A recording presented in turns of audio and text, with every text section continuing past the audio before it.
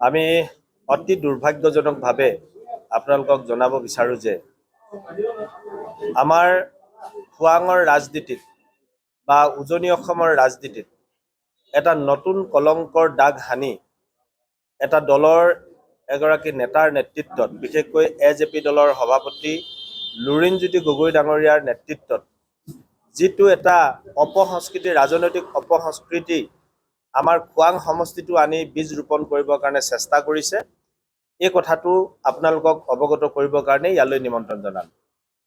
আপোনালোক সকলোৱে জানে যে কালিৰ দিনটোত মোৰ আৱাসগৃহৰ একেবাৰে সমীপত মোৰ যিটো কাৰ্যালয় আছিলে এই কাৰ্যালয়ত কেনেধৰণে আক্ৰমণ কৰা হ'ল তাৰ ভগ্নাৱশেষ এতিয়াও পৰি আছে। আপোনালোকে চালে দেখিব। যোৱা দিনটোত তেওঁলোকৰ এটা গুণ্ডা বাহিনী দলে প্ৰায় 100 জনতকৈ অধিক হয়তো হ'ব, আমি শুনামতে, কাৰণ সেই সময়ত আমি ঘৰত নাছিলোঁ। যিসকল প্ৰত্যক্ষদৰ্শী যি ভিক্টিম হয় তেওঁলোকে আমাক কৈছে যে 100 জনতকৈ অধিক তেওঁলোকে গাড়ীত আহি অতৰ্কিত আমাৰ কাৰ্যালয়ত প্ৰৱেশ কৰে। আৰু সেই সময়ত আমাৰ কাৰ্যালয়ত আমাৰ যিসকল ডিজিটেল ৱৰ্কাৰ আছিলে, মোৰ সেইটো ডিজিটেল অফিচ আছিলে, আৰু এই ডিজিটেল অফিচত আপোনালোকে জানে যে আজিকালি চব কাম আমাৰ ছ'চিয়েল মিডিয়াৰ যোগেদি হয় আগতে। সেইকাৰণে আমি যোৱা নিৰ্বাচনৰ প্ৰচাৰ শেষ হোৱাৰ দিনলৈকে আমি তাত প্ৰায় 20 গৰাকীমান একোটা টিমে আমাৰ নিৰ্বাচনী প্ৰচাৰ কামত ডিজিটেলি তেওঁলোকে লাগি আছিলে। আৰু নিৰ্বাচনী প্ৰচাৰ যিহেতুকে 7 তাৰিখে গধূলি শেষ হ'ল, 8 তাৰিখটো তেওঁলোকে জিৰণি ল'লে, তেওঁলোকে অফিচলৈ অহা নাই। আৰু 9 তাৰিখৰ দিনা তেওঁলোকক আমি এটা দায়িত্ব দিছিলোঁ যে আপোনালোকে আমাৰ সমষ্টিটোত যেতিয়া নিৰ্বাচন চলি থাকিব, কোনটো কিমান ঘণ্টাত 7টাৰ পৰা 8টালৈকে কিমান পাৰ্চেণ্টেজ আহিল, 9টাৰ পৰা 10টালৈকে কিমান পাৰ্চেণ্টেজ বাঢ়িছে, মানে কিমান ভোট হৈ আছে ইত্যাদি ইত্যাদি গোটেই ৰিপৰ্টখিনি তেওঁলোকে লৈ থাকিব, সংগ্ৰহ কৰি থাকিব। আৰু আমাৰ বুথৰ সভাপতিবিলাকে বা বিভিন্ন দলৰ কাৰ্যকৰ্তাৰ লগত যোগাযোগ কৰি তেওঁলোকে খবৰখিনি লৈ থাকিব। এইবুলি আমি তেওঁলোকক 9 তাৰিখৰ দিনটোত অফিচত তেওঁলোকক আহিব কৈছিলোঁ। আৰু তেওঁলোকে আহিছিল। লগতে তেওঁলোকে আৰু এটা সিদ্ধান্ত লৈছিলে যে বিগত 20-25 দিন যিহেতুকে আমি কাম কৰিলোঁ, এই কাম কৰাৰ পাছত 9 তাৰিখৰ নিৰ্বাচনৰ পিছত যিহেতুকে তেওঁলোক নাথাকিব, কাৰণ কালি নিৰ্বাচনৰ পাছত তেওঁলোকে কাম কৰিবলৈ মোৰ ঘৰলৈ নাহে বা মোৰ অফিচত নাহে, গতিকে তেওঁলোকে সিদ্ধান্ত লৈছিলে ছোৱালীকেইগৰাকীয়ে যে আমি সেইদিনা এটা প্ৰীতিভোজো খাম, আৰু প্ৰীতিভোজ খাম, অলপ ফূৰ্তি কৰিম। আৰু আমাৰ দলৰ দুজন বিস্তাৰক আছিলে, এজন ঝাৰখণ্ডৰ আমাৰ গুপ্তা ডাঙৰীয়া আছিলে, বা গুপ্তা নহয় পাণ্ডেজী, তাৰপিছত আমাৰ UPৰ পৰা এজন আছিলে, তেওঁ আমাৰ ডিজিটেল টেকনিচিয়ান হয়। আমাৰ ছোৱালীবিলাকতো ইমান প্ৰশিক্ষিত নহয়, তেওঁলোকক যোৱা দিনবিলাকত প্ৰশিক্ষণ দি মানে তৈয়াৰ কৰি লৈছিলে, আৰু তেওঁলোক দুইজনে এই কামখিনিত সহায় কৰি দিছিলে। সেই সময়ত যি সময়ত তেওঁলোক আছিলে, ছোৱালীকেইজনীৰ বাহিৰে মতা মানুহ মাত্ৰ 2জনেই আছিলে, যি 2জন মানুহ আমাৰ থলুৱা মানুহ নহয়, তেওঁলোক আমাৰ দলৰ কাৰ্যকৰ্তা চেণ্ট্ৰেল কমিটিৰ পৰা পঠাইছিলে, আৰু তেওঁলোকে নিজৰ দায়িত্ব নিৰ্বাহ কৰি ইয়াতে কাম কৰি আছিলে।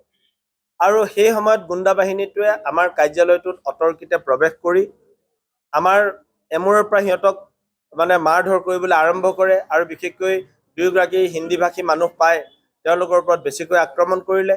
আৰু আমাৰ তাত থকা জেৰক্স মেচিন, কম্পিউটাৰ, টেবুল, চকী এমূৰৰ পৰা লণ্ডভণ্ড কৰে, এতিয়াও পৰি আছে।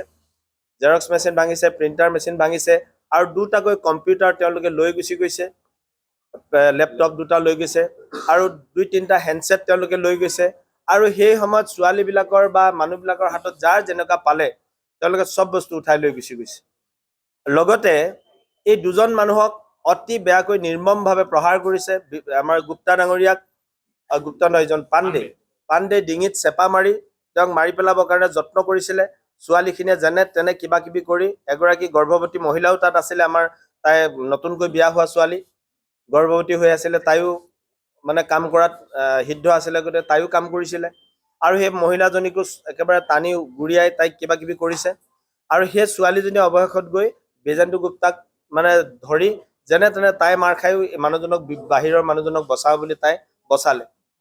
আৰু পাছত গৈ উশাহ নাপাই বহুত দেৰি সি ঢলি পৰি আছিলে। পাছত পানী চানী খোৱাৰ পাছত মানুহজনৰ সম্বিত ঘূৰাই আহিল, আৰু পাছৰ পৰ্যায়ত তেওঁ অৱশ হৈ গৈছিলে। আৰু ছোৱালীখিনিক যাক যেনেকৈ পাৰে, কাৰোবাৰ কাপোৰ ফালিছে, কাৰোবাৰ গাত হাত দিছে, আৰু মলেষ্টেশ্যন কৰিছে। তেওঁলোকে উদ্যত অৱস্থাত আছে। গতিকে এনেধৰণে যি অবৰ্ণনীয় কাম কৰিব পাৰি গোটেইখিনি কৰাৰ অন্তত প্ৰায় হয়তো 1 ঘণ্টা মানে সিহঁতে ছোৱালীখিনিৰ লগত যুঁজি আছে, মানুহজনৰ লগত যুঁজি আছে। আৰু অৱশেষত দুৱাৰখন যিখন গ্ৰিল আছিলে গ্ৰিলখন বন্ধ কৰি সিহঁতক ভিতৰত মানুহ সোমাই আছে আৰু বাহিৰত গ্ৰিল বন্ধ কৰি দিছে, বন্ধ কৰি ভিতৰত যি কৰিব পাৰি সিহঁতে কৰি আছে। তাৰপিছত তেনেতে ফোন গ'ল, খবৰ আহিল যে এনেকুৱা হৈছে।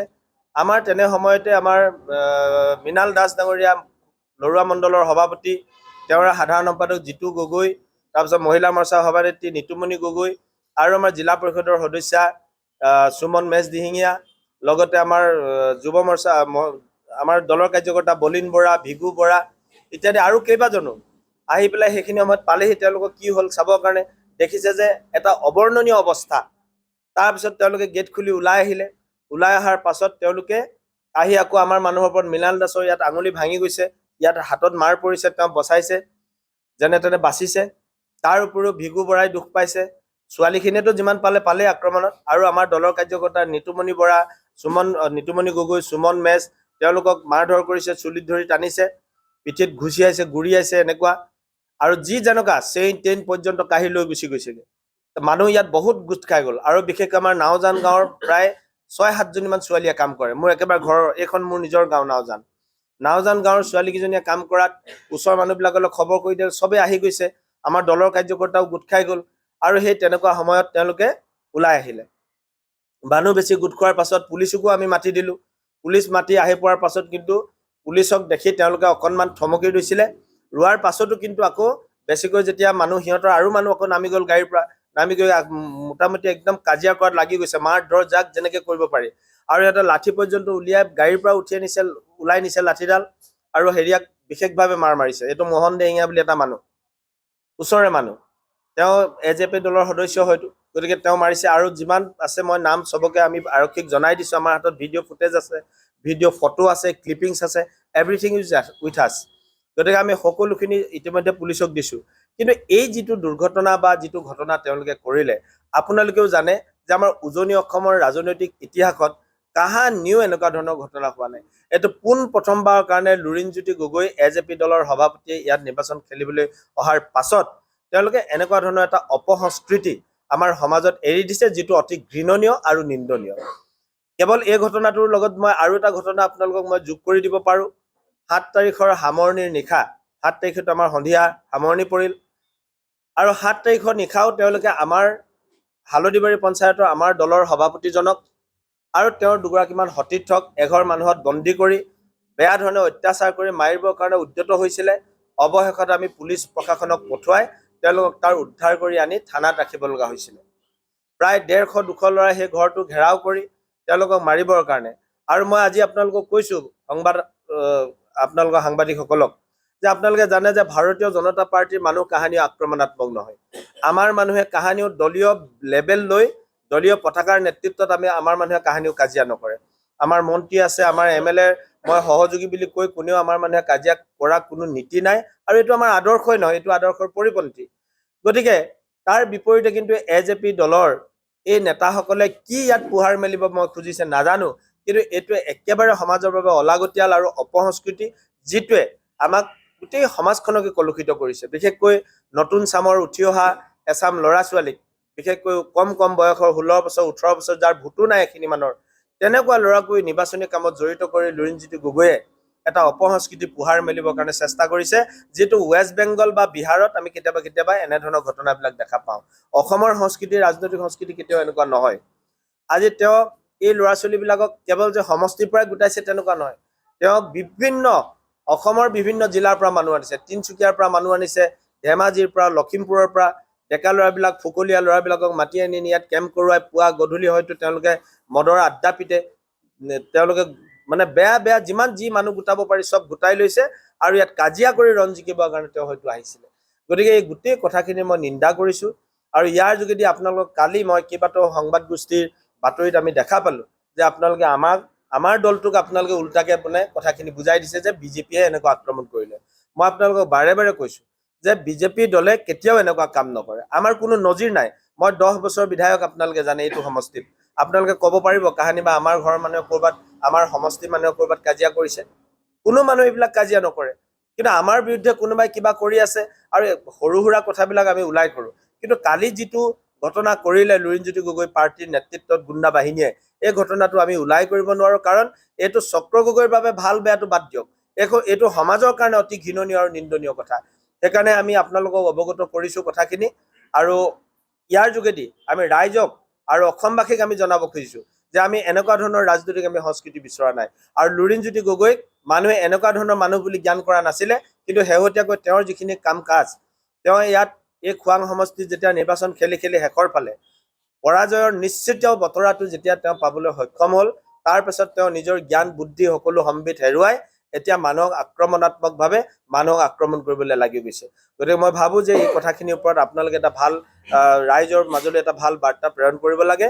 আৰু আমি গোটেই কথাখিনি নিন্দা কৰিছোঁ, ঘৃণা কৰিছোঁ, আৰু ইতিমধ্যে আমি প্ৰশাসনিক ব্যৱস্থাৰ বাবে আমি প্ৰশাসনক জনাইছোঁ।